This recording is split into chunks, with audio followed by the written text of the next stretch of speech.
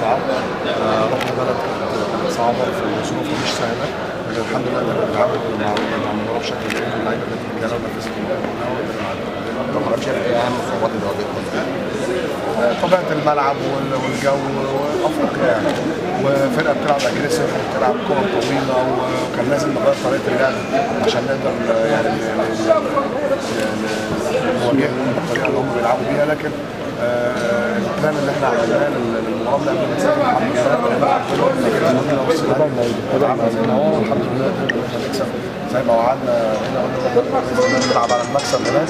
احنا الحمد لله بدأنا المباراه بغنا حاجه واحده بس، ان نكسب في الملعب هنا.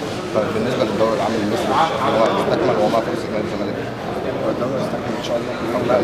انت بتعمل فرص نادي الزمالك شايف؟ احنا نتمنى ان احنا نتصدر المباراه فيها ونعمل على كده.